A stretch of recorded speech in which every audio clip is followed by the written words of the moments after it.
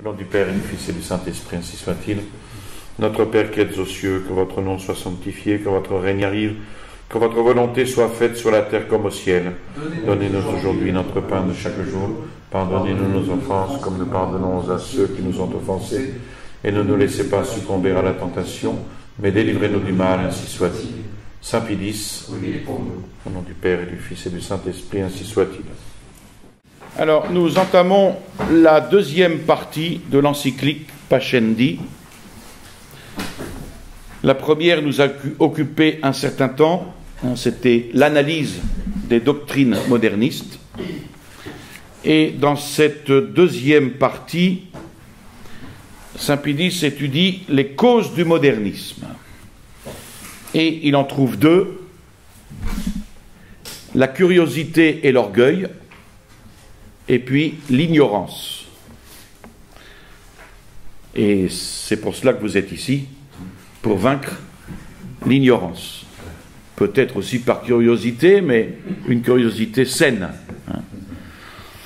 Donc, premier point, la curiosité et l'orgueil. Pour pénétrer mieux encore le modernisme, après l'analyse qui a été faite de ces doctrines, pour trouver plus sûrement à une plaie si profonde les remèdes convenables, il faut rechercher les causes. Ça prend un S, la cause. Les causes qui ont engendré ces doctrines modernistes et les causes qui alimentent cette doctrine. Alors, cette partie de l'encyclique indique donc les raisons d'une telle hérésie qui pourrait paraître impossible chez les clercs catholiques formés et sincères dans leur désir de servir l'Église. Mais il y a les affirmations du pape et les faits de l'histoire pour le certifier.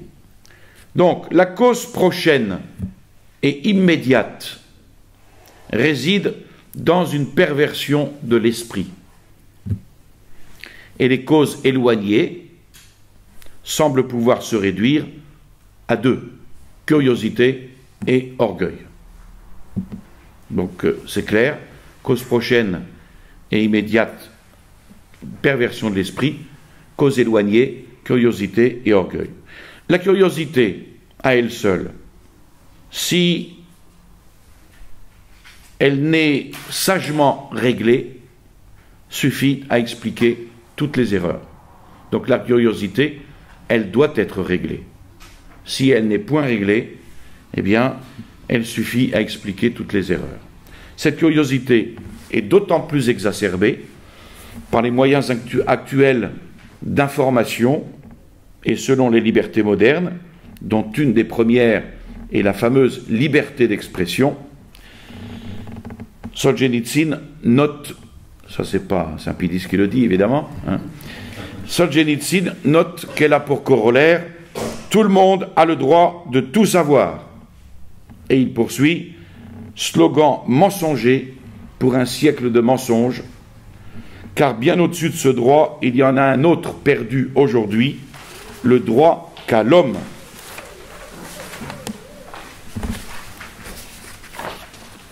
De ne pas savoir, de ne pas encombrer son âme créée par Dieu avec des ragots, des bavardages, des futilités. Les gens qui travaillent vraiment et dont la vie est remplie n'ont aucun besoin de ce flot pléthorique d'informations abrutissantes. Il écrit cela dans son œuvre « Le déclin du courage », que je vous conseille fortement. Comment ? Je ne sais pas. Grégoire XVI est de cet avis quand il écrivait dans Singulari Vos, en juillet 1834, « C'est un spectacle lamentable que de voir jusqu'où vont les divagations de l'humaine raison dès qu'on cède à l'esprit de nouveauté, que contrairement à l'avertissement de l'apôtre, Saint Paul, l'on prétend à savoir plus qu'il ne faut savoir, et que, se fiant trop à soi-même, l'on pense pouvoir chercher la vérité hors de l'Église, en qui elle se trouve sans l'ombre la plus légère d'erreur. Mais ce qui a incomparablement plus d'action sur l'âme pour l'aveugler, pour la jeter dans le faux, c'est l'orgueil. L'orgueil est, dans la doctrine des modernistes, il est comme chez lui. De quelque côté qu'il s'y tourne, tout lui fournit un aliment et il s'y étale sous toutes ses faces. Orgueil, par exemple, cette confiance en eux qui les fait s'ériger en règle universelle. Orgueil, cette vaine gloire qui les représente à leurs propres yeux comme les seuls détenteurs de la sagesse, qui leur fait dire, hautains et enflés d'eux-mêmes, nous ne sommes pas comme le reste des hommes. Et qui, afin qu'ils n'aient pas en effet de comparaison avec les autres, les pousse aux plus absurdes nouveautés. Orgueil également, cet esprit d'insoumission qui appelle une conciliation de l'autorité avec la liberté. Et puis orgueil, cette prétention de réformer les autres dans l'oubli d'eux-mêmes, ce manque absolu de respect à l'égard de l'autorité, sans en accepter l'autorité suprême. Donc vous voyez, orgueil, cette confiance en eux, orgueil, cette vaine gloire, orgueil, cet esprit d'insoumission, et orgueil, cette prétention de réformer les autres. Donc aucune route, dit saint Pédis, ne conduit plus droit ni plus vite au modernisme que l'orgueil. Qu'on nous donne un catholique laïque, qu'on nous donne un prêtre qui ait perdu de vue le précepte fondamental de la vie chrétienne, à savoir que nous devons nous renoncer nous-mêmes si nous voulons suivre Jésus-Christ, et qui n'ait pas arraché l'orgueil de son cœur, eh bien ce laïc, ce prêtre, est mûr, sont mûrs pour toutes les erreurs du modernisme. Il ne faut donc pas prendre à la légère les allusions nombreuses de saint Pédis sur les rapports entre le modernisme et l'orgueil. Parce que pour nous, catholiques, il y a une soumission foncière à la vérité. Tandis que pour le modernisme, non.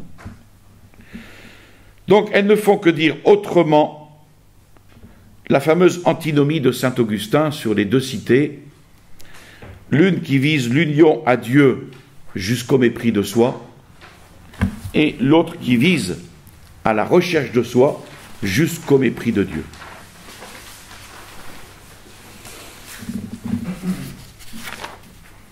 Le modernisme est donc bien l'antithèse du catholicisme.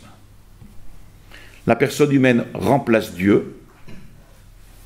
C'est ce qu'on a vu à la Sainte-Baume. Aujourd'hui, on a pris à Saint-Maximin un petit tract des annonces de la semaine.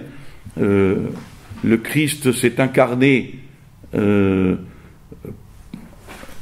comme homme pour que nous... Pour que l'homme soit Dieu. Le Christ s'est fait homme pour que l'homme soit Dieu. C'est récent, c'est d'aujourd'hui. Donc la personne humaine remplace Dieu. Tout doit tourner autour d'elle, autour de cette personne humaine. Au fond, Dieu n'existe pas, ou il existe dans la personne. Donc saint Pédis demande alors comme premier devoir de traverser ces hommes superbes, de les appliquer à d'infimes et obscures fonctions, de les mettre d'autant plus bas qu'ils cherchent à monter plus haut, et que leur abaissement même leur ôte la faculté de nuire. Ce n'est pas un manque de charité, ça. C'est saint Pédis qui le dit. Qu'est-ce qu'il faut faire avec ce... Le premier devoir envers ces modernistes, c'est de traverser ces hommes superbes, de les mettre dans d'obscures fonctions et d'infimes fonctions, de les mettre d'autant plus bas qu'ils cherchent à monter plus haut. Et que leur abaissement même leur ôte la faculté de nuire. Allez, c'est clair. Autre premier devoir, c'est de sonder soigneusement par soi-même ou par les directeurs de séminaires les jeunes clercs, ceux chez qui on aura constaté l'esprit d'orgueil. Il faut les écarter sans pitié du sacerdoce. Il faut en effet user ainsi avec la vigilance et la constance voulue. Voilà, ça c'est pour l'orgueil. Pas besoin d'insister sur ce point. Deuxième point, l'ignorance. Deuxième cause. Des causes morales, puisque l'orgueil est une cause morale, on en vient à la cause intellectuelle, aux causes intellectuelles. La première et la principale qui se présente, c'est l'ignorance. Ignorance de la doctrine catholique.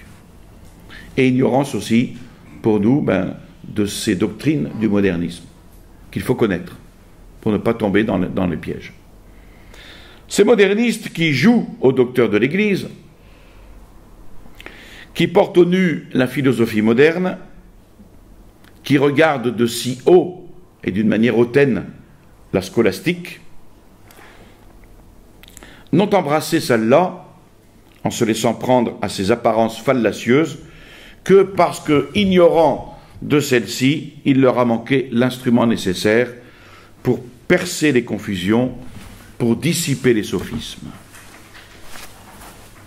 Au contraire, le rédacteur de l'encyclique, Joseph Lemius, ne peut être accusé de telle faiblesse. Joseph Lemius était un fervent disciple de saint Thomas d'Aquin. Il a fait ses études à la Grégorienne de Rome à partir de 1882.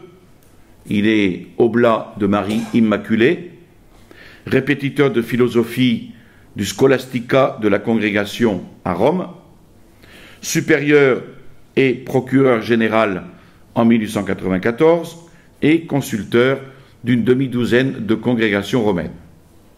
Alors, Lemius n'a rien publié à cause des multiples tâches qui l'accablaient. Mais l'esprit en éveil, il va s'attaquer à l'étude de la philosophie des modernistes français, et c'est pour cela que le cardinal Méry Delval va lui confier naturellement, tout naturellement, l'écriture de Pascendi.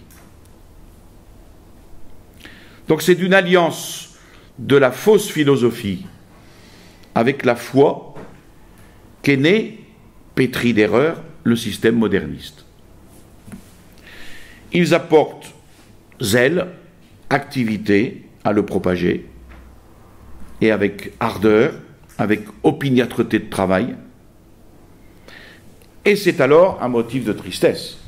Un motif de tristesse de les voir dépenser tant d'ardeur à ruiner l'Église, de dépenser de si belles énergies quand elles lui eussent été si profitables et bien employées. Leurs artifices pour abuser les esprits sont de deux sortes.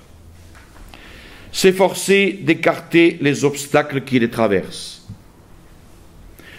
Rechercher activement et mettre avec soin activement et patiemment en œuvre tout ce qui les peut servir. Ils sentent bien que trois choses leur barrent la route. La philosophie scolastique, donc de saint Thomas d'Aquin, l'autorité des pères de l'Église et la tradition, et le magistère de l'Église. Donc ça, ils sentent que ces trois choses-là leur barrent la route. Donc, eh bien, ils vont faire une guerre acharnée à ces trois choses. Guerre acharnée à la philosophie de saint Thomas d'Aquin, à la tradition, au magistère de l'Église. Avec l'amour des nouveautés, qu'on a déjà vu dans l'américanisme, c'est pas nouveau, avec l'amour des nouveautés va toujours de pair la haine de la méthode scolastique. Parce que ça sent la poussière, c'est saint Thomas d'Aquin, c'est vieux, ça c'était pour une époque, il faut du nouveau. Et c'est d'ailleurs l'indice le plus sûr que le dégoût de cette méthode. Quand vous lisez un certain dégoût pour cette méthode scolastique, ça sent mauvais, déjà. C'est donc l'indice le plus sûr que le dégoût de cette méthode, pour voir que le goût des doctrines modernistes commence à poindre dans un esprit. Les modernistes et leurs fauteurs devraient se souvenir de la condamnation de Pie IX, une proposition condamnée. Dans le syllabus, la proposition 13, la méthode et les principes qui ont servi aux antiques docteurs scolastiques dans la culture de la théologie ne répondent plus aux exigences de notre temps ni au progrès des sciences. Proposition condamnée. Et chose qu'on entend d'ailleurs souvent. Alors, ils vont s'efforcer, après cette guerre contre la philosophie scolastique, ils vont s'efforcer également de fausser perfidement le caractère de la tradition. Ils vont s'efforcer de saper l'autorité de cette tradition, afin de lui ôter toute valeur. Mais le deuxième concile de Nicée, pour nous, fera toujours loi. Il fera toujours loi pour les catholiques.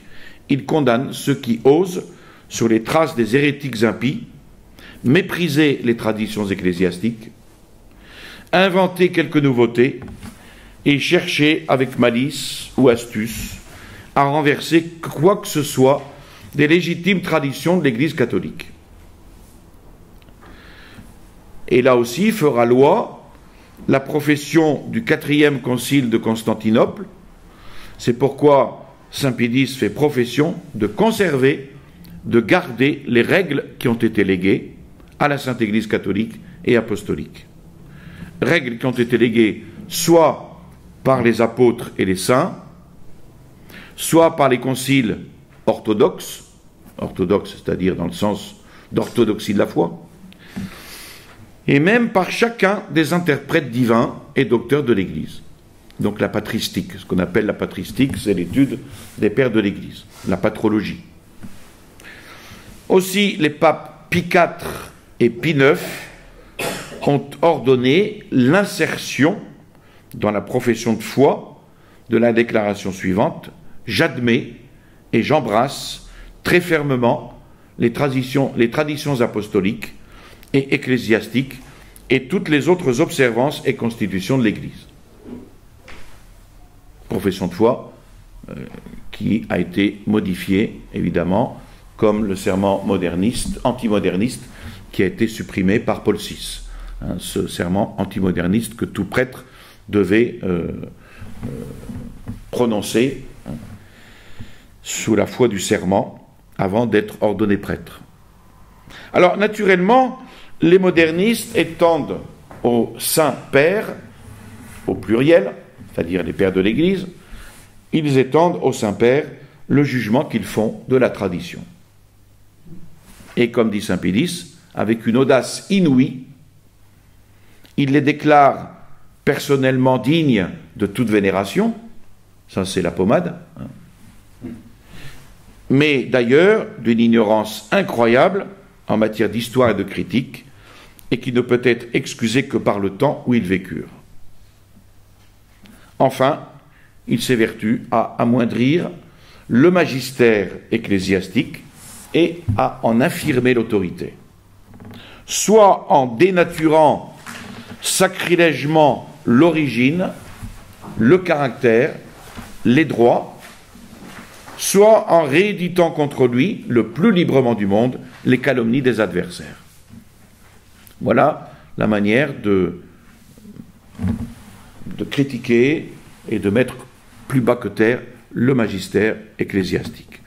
Au clan moderniste s'applique ce que Léon XIII écrivait dans son motu proprio Ut Mysticum du 14 mars 1891, afin d'attirer le mépris et l'odieux sur l'épouse mystique du Christ, en qui est la vraie lumière.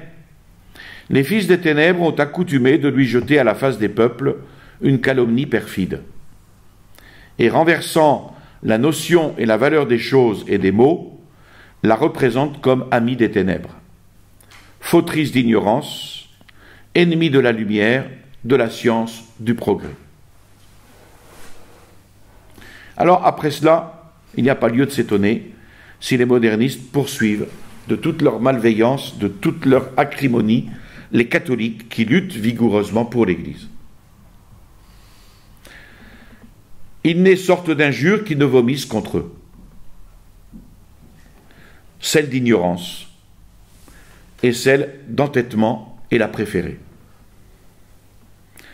S'agit-il d'un adversaire, par exemple, que son érudition et sa vigueur d'esprit rendent redoutable, ils chercheront à le réduire à l'impuissance en organisant autour de lui la conspiration du silence.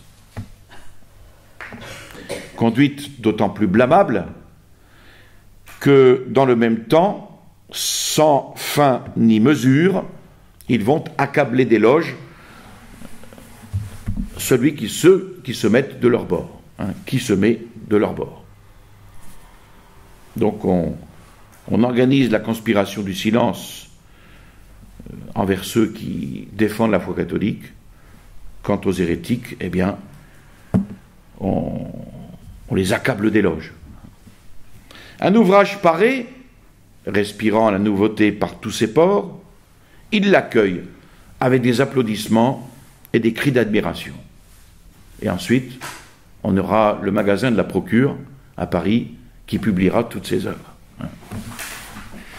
Plus un auteur aura apporté d'audace à battre en brèche l'Antiquité, à saper la tradition et le magistère ecclésiastique, et plus il sera savant, et plus on le trouvera, ces ouvrages, dans les vitrines de nos librairies catholiques, dites catholiques.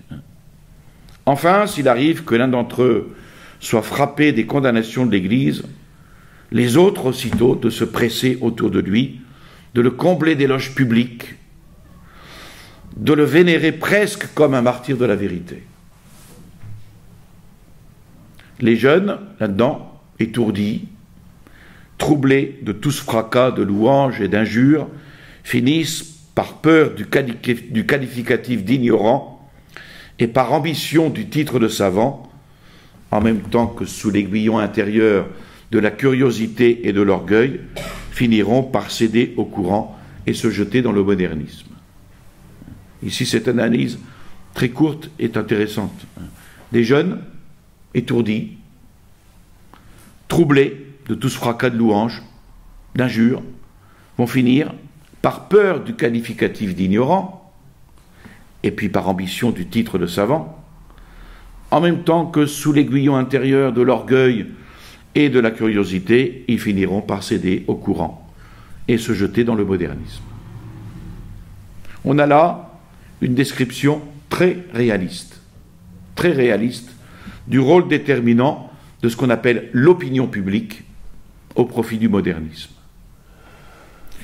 Sans elle, sans cette opinion publique, il serait réduit à quelques groupuscules d'intellectuels repliés sur eux-mêmes, confiés dans leur orgueil.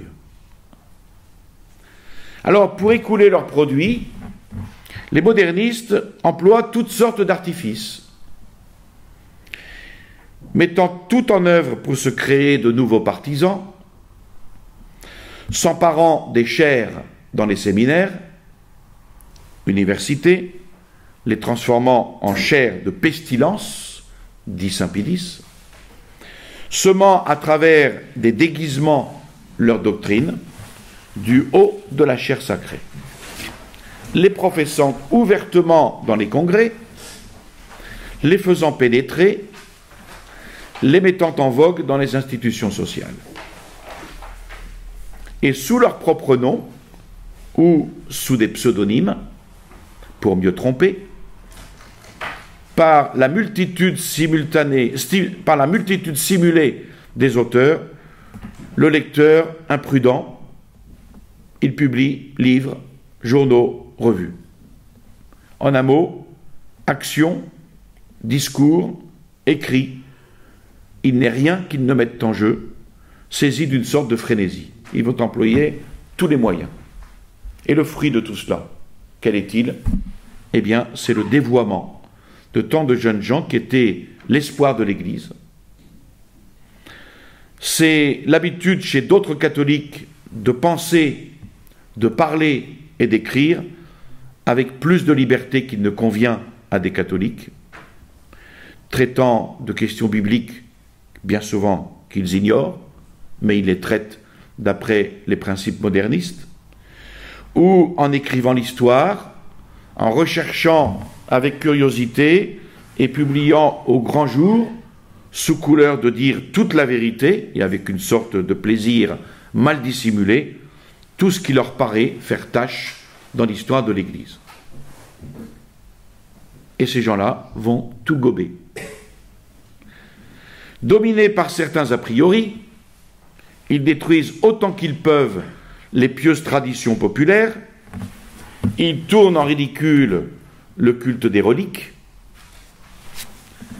ils sont possédés du vain désir de faire parler d'eux, ce qui n'arriverait pas, ils le comprennent bien, s'ils disaient comme on a toujours dit jusqu'ici. S'ils sont venus peut-être à se persuader qu'en cela ils servent Dieu et l'Église, en réalité, ils offensent, moins peut-être par leurs œuvres mêmes que par l'esprit qui les anime et par le concours qu'ils prêtent aux audaces des modernistes. Voilà cette deuxième partie. Il n'insiste pas plus, parce que ça paraît très très clair. La troisième partie de l'encyclique, ce sont les moyens plus particuliers à employer. Qu'est-ce qu'il faut faire pour combattre le modernisme? Donc, à tant et de si graves erreurs, à leurs envahissements publics et occultes, Léon XIII avait déjà cherché fortement à s'opposer, surtout en matière biblique, par des paroles et des actes. Mais ce ne sont pas des armes qui effraient facilement les modernistes. Parce qu'avec des airs affectés de soumission et de respect, ils plièrent les paroles à leurs sentiments et les actes, ils rapportèrent les actes à tout autre qu'à eux-mêmes. Et le mal est allé s'aggravant de jour en jour. Et c'est pourquoi saint Pie X veut prendre, sans retard, des mesures plus efficaces et qu'il expose dans cette troisième partie. Donc il invite les évêques et les prêtres à ce qu'on ne puisse rien trouver à redire en matière si grave dans leur vigilance, leur zèle et leur fermeté. Alors d'abord, la philosophie de saint Thomas d'Aquin. Premier remède. Saint Pie X ordonne donc, c'est un ordre, que la philosophie scolastique soit mise à la base des sciences sacrées. Observons bien qu'il s'agit d'une erreur, le modernisme. Au niveau de la nature, c'est le fonctionnement de l'intelligence naturelle qui glisse. Et c'est tellement différent de la surnature qu'il est convenable que quelqu'un garde la foi tout en adhérant à cette erreur dans le domaine de la philosophie. Tant que l'Église n'a pas défini avec toute la force de son autorité divine ce qu'est cette erreur du phénoménisme agnostique, saint Pie X a commencé, mais il faut mettre les points sur les i, on n'est pas nécessairement hérétique à suivre ce système en philosophie. Ça, c'est une citation de Monseigneur Williamson.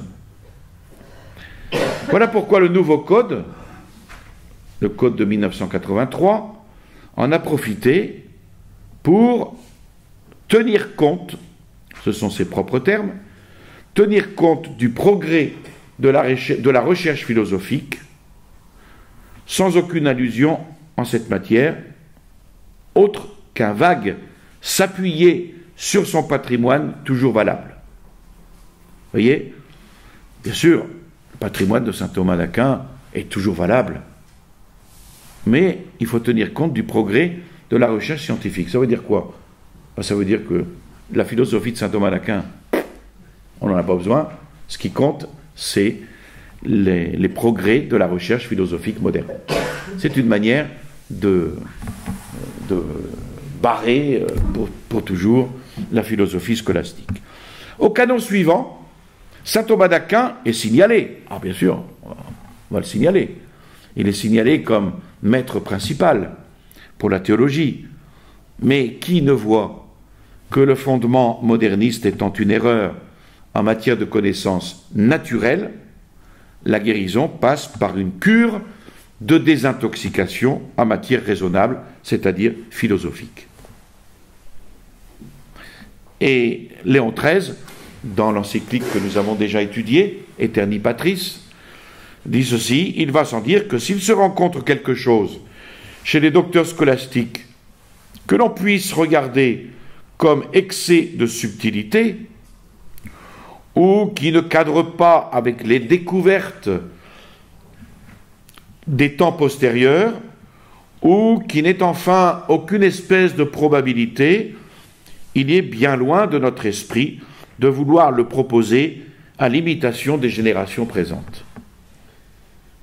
Donc quand saint Pédis prescrit la philosophie scolastique, ce qu'il entend surtout par là, et ça c'est capital, c'est la philosophie léguée par le docteur angélique, saint Thomas d'Aquin. Et c'est pour cela qu'il le précisera dans son motu proprio, Doctor Angelicis, du 29 juin 1914, parce que nous avions dit en cet endroit qu'il fallait surtout suivre la philosophie de saint Thomas d'Aquin, sans dire qu'il fallait la suivre uniquement, que plusieurs se sont persuadés qu'ils obéissaient à notre volonté. S'ils prenaient indistinctement, pour s'y tenir, ce que tel autre des docteurs scolastiques a enseigné en philosophie, bien que ce fût en opposition avec les principes de saint Thomas d'Aquin. Mais en cela, ils se sont grandement trompés. Lorsque nous donnions au nôtre saint Thomas pour chef de la philosophie scolastique, il va de soi que nous avions voulu surtout l'entendre de ces principes sur lesquels cette philosophie repose, comme sur ses fondements. Et de préciser que pour ceux qui s'éloignent de saint Thomas d'Aquin, d'un seul pas, surtout en métaphysique, ce ne serait point sans détriment. Donc tout auteur scolastique recommandé par le pape ne l'est que parce qu'il s'accorde avec les principes du docteur angélique. Et donc tout clerc régulier ou séculier doit se conformer à la volonté de saint Pédis avec la promptitude et la diligence requise. Parce qu'évidemment, ils ont profité de ce que certains docteurs scolastiques se sont éloignés des principes et des fondements de saint Thomas d'Aquin pour suivre ces docteurs scolastiques et pour dire, voyez, on suit la doctrine de saint Thomas. Donc saint Pédis déclare que tout ce qui a été édicté à ce sujet par Léon XIII reste pleinement en vigueur, est édicté à nouveau, est confirmé, et il ordonne qu'il soit par tous rigoureusement observé.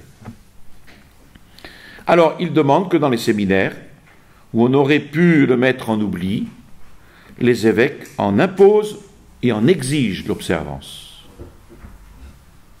Et il rappelle aux professeurs que, je cite, s'écarter de saint Thomas, surtout dans les questions métaphysiques, ne va pas sans détriment grave.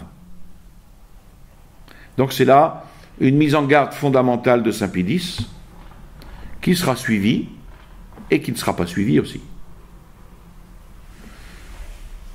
Elle s'est trouvée vérifiée 50 ans après dans les séminaires et Scholastica. La philosophie contemporaine est devenue aujourd'hui la base des études ecclésiastiques. Le thomisme n'est plus qu'une curiosité historique où, à l'extrême rigueur, est utilisé, mais compris avec les catégories des philosophies nouvelles. Et puis saint Pédis demande que l'on élève solidement l'édifice théologique sur cette base philosophique. Il n'y a pas de théologie sans cette base de philosophie de saint Thomas d'Aquin. Pour faire de la théologie, il faut d'abord faire de la philosophie.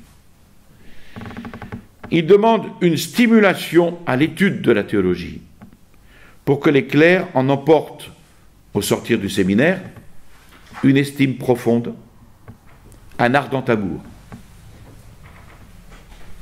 Et là, il cite In Magnia, lettre apostolique de Léon XIII du 10 décembre 1889.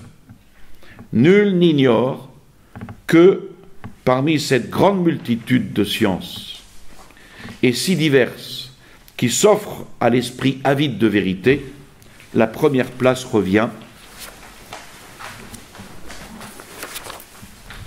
de droit à la théologie, tellement que c'était une maxime de l'antique sagesse que le devoir des autres sciences, comme des arts, est de lui être assujettie et soumise à la manière des servantes. Ceux qui ont pris à tâche de faire plus de lumière dans la théologie positive, en y projetant celle de la vraie histoire, tout en étant pleinement respectueux de la tradition des saints-pères et du magistère ecclésiastique, tout en étant mesurés dans leur jugement, tout en se guidant sur les normes catholiques, sont dignes de louange. Évidemment, il faut donner plus d'importance que par le passé à la théologie positive, mais sans le moindre détriment pour la théologie scolastique. On ne peut donc que réprimander ceux qui exaltent de telle façon la théologie positive qu'ils ont tout l'air de dénigrer en même temps la scolastique. Ensuite, pour les études profanes, il faut s'appliquer avec ardeur à l'étude des sciences naturelles, conformément à cette allocution de Léon XIII du 7 mars 1880, les géniales découvertes, et ceci pour qu'on n'accuse pas, comme on accuse sans arrêt l'Église de s'opposer à la science, les géniales découvertes, les applications hardies et utiles faites de nos jours sur ce terrain des sciences, qui provoquent à juste titre les applaudissements des contemporains, seront aussi à la postérité un sujet d'admiration et de louange.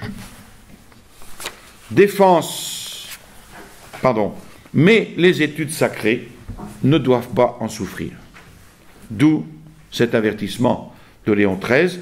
Si l'on recherche avec soin la cause de ces erreurs, on la trouvera surtout en ceci, que plus est accrue l'ardeur pour les sciences naturelles, plus les hautes sciences, les sciences sévères, sont allées déclinant. Il en est qui languissent dans l'oubli, certaines autres sont traitées faiblement et à la légère, et ce qui est indigne, déchus de leur antique splendeur, on les infecte encore de doctrines perverses et d'opinions dont la monstruosité épouvante. Et sur cette loi, saint Pidis ordonne que l'on règle dans les séminaires l'étude des sciences naturelles.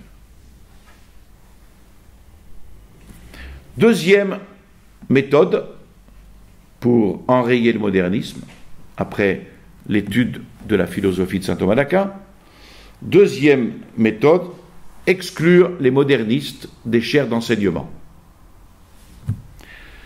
Ce sont des prescriptions, ici, que saint Pidis demande d'avoir sous les yeux dans le choix des directeurs, dans le choix des professeurs, pour les séminaires et pour les universités catholiques, qui, d'une manière ou d'une autre, se montre imbu de modernisme, sera exclu, sans merci, de la charge de directeur ou de professeur. L'occupant déjà, il en sera retiré. De même qui favorise le modernisme, soit en vantant les modernistes, soit en excusant leur conduite coupable, soit en critiquant la scolastique, les saints-pères et le magistère de l'Église, soit en refusant l'obéissance à l'autorité ecclésiastique, quel qu'en soit le dépositaire.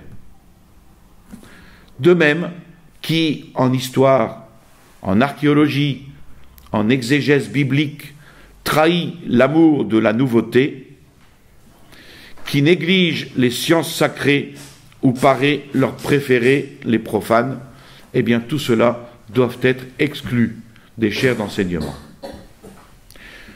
Et dans toute cette question des études, saint Pédis affirme que les évêques n'apporteront jamais trop de vigilance et de constance, surtout dans le choix des professeurs, car d'ordinaire, c'est sur le modèle des maîtres que se forment les élèves.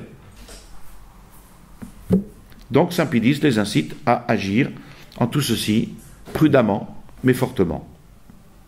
Et puis il demande ensuite qu'on procède avec la même vigilance, avec la même sévérité, à l'examen et au choix des candidats aux saints ordres.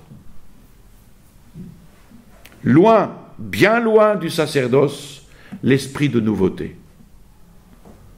Dieu hait les superbes et les opiniâtres. Que le doctorat en théologie et en droit canonique ne soit plus conféré désormais à quiconque n'aura pas suivi le cours régulier de philosophie scolastique.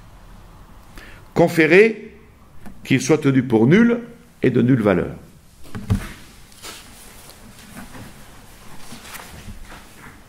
Défense est faite aux clercs et aux prêtres qui ont pris quelque inscription dans une université ou un institut catholique de suivre, pour les matières qui y sont professées, les cours des universités civiles. C'est désormais interdit. Voilà, deuxième moyen. Troisième moyen, interdiction des ouvrages modernistes, qu'on pourrait appeler l'index. Donc saint Pédis rappelle aux évêques le devoir d'empêcher la publication d'œuvres de propagateurs du modernisme, d'interdire leur lecture si elles sont publiées. Livres, journaux, revues de cette nature ne doivent pas être laissés aux mains des élèves dans les séminaires, les universités, car ils ne sont pas moins pernicieux que les écrits contre les bonnes mœurs, et même ils sont davantage pernicieux, car ils empoisonnent la vie chrétienne dans sa source. Il n'y a pas à juger autrement certains ouvrages publiés par des catholiques, hommes dont on ne peut suspecter l'esprit, mais qui, dépourvus de connaissances théologiques, imbus de philosophie moderne, s'évertuent à concilier celle-ci avec la foi et à l'utiliser soi-disant au profit de la foi, alors que finalement, elles ne font, ces œuvres, que détruire la foi. Lus, ces œuvres, de confiance à cause du nom et du bon renom des auteurs, ils ont pour effet, et c'est ce qui les rend les plus dangereux, de faire glisser lentement vers le modernisme. Alors on va mettre des noms d'auteurs en exergue. Saint Pédis demande aux évêques donc de tout faire pour bannir de leur diocèse tout livre pernicieux, recourant pour cela, s'il est besoin, à l'interdiction solennelle. Et il affirme que le Saint-Siège lui-même ne néglige rien pour faire disparaître les écrits de cette nature, même si le nombre des ouvrages est tel que les censurer tous est au-dessus de ses forces. La conséquence, c'est que le remède vient parfois trop tard, alors que le mal a déjà fait ses ravages. Et c'est pour cela que saint Pédis invite les évêques à mépriser toute crainte humaine, à fouler aux pieds toute prudence de la chair, c'est cette prudence humaine, sans égard aux criailleries des méchants. Il les invite à prendre suavement, sans doute, mais fortement, leur part de responsabilité, se souvenant des prescriptions de Léon XIII dans la Constitution apostolique Officiorum, que les ordinaires s'efforcent de proscrire les livres et autres écrits mauvais, publiés ou répandus dans leur diocèse, et de les arracher des mains des fidèles. C'est un droit qui est conféré dans ces paroles, mais aussi un devoir qui est imposé. Et saint Pie ajoute que nul ne doit penser avoir satisfait aux obligations de sa charge si, ayant fait retirer un ou deux ouvrages, il laisse les autres en grand nombre se répandre et circuler. Non, c'est tout. Et il invite les évêques, encore une fois, à ne pas se laisser arrêter au fait que l'auteur a pu d'ailleurs obtenir l'imprimature. L'imprimature, c'est l'autorisation d'émettre un écrit. Ça veut dire que quand on voit sur un livre imprimature, on sait qu'il est passé entre les mains d'un censeur ecclésiastique. Donc on est rassuré. Et même à cette époque, évidemment, ce qui mettait l'imprimature était un but de modernisme. Donc c'est pour ça qu'il dit, il ne faut pas s'arrêter à cela. Ce n'est pas parce que l'auteur a mis l'imprimature, cette imprimature, dit-il, peut être apocryphe, il a pu être accordé sur examen inattentif, ou encore pas trop de bienveillance ou trop de confiance à l'égard de l'auteur. Et pourquoi pas, moyennant quelques royalties. Il ne le dit pas, mais ça doit certainement arriver. Ce qui arrive peut-être quelquefois dans les ordres religieux. Puis, le même aliment ne convient pas à tous. De même, un livre inoffensif dans un endroit peut au contraire, à raison des circonstances, être fort nuisible dans un autre endroit. Donc si l'évêque, après avoir pris l'avis d'homme prudent, juge nécessaire de censurer dans son diocèse quelques livres de ce genre, qu'il le fasse. Et le pape Saint Pie X lui en donne la faculté, lui impose même l'obligation de le faire, avec prudence, certes, mais en restreignant la prohibition, si cela suffit, au clergé. Restriction en tout cas que ne prendront jamais pour eux les libraires, dont c'est le devoir de retirer purement et simplement de la vente les ouvrages condamnés par l'évêque. Les évêques doivent veiller à ce que l'amour du lucre, de l'argent, n'entraîne pas les libraires à trafiquer de produits délétères. Évidemment, je veux que ma librairie, elle marche, donc je vais vendre n'importe quoi. Si les libraires refusent obéissance, les évêques, après monition, ne doivent pas hésiter à les priver du titre de librairie catholique. Et à plus forte raison, de libraires épiscopaux, s'ils en ont été gratifiés. Et puis, saint Pie X rappelle l'article 26 de la Constitution Officiorum, ceux qui ont obtenu la faculté de lire et retenir les livres prohibés n'ont pas pour cela le droit de lire et de retenir livres ou journaux interdits par l'ordinaire. Quatrième moyen, c'est le permis d'impression et les censeurs. Nous verrons ça la prochaine fois. Je vous salue Marie, pleine de grâce, le Seigneur est avec vous. Vous êtes bénie entre toutes les femmes, et Jésus, le fruit de vos entrailles, est béni. Sainte Marie, Mère de Dieu, priez pour nous pauvres pécheurs, maintenant et à l'heure de notre mort, ainsi soit-il. Au nom du Père et du Fils et du Saint-Esprit, ainsi soit-il.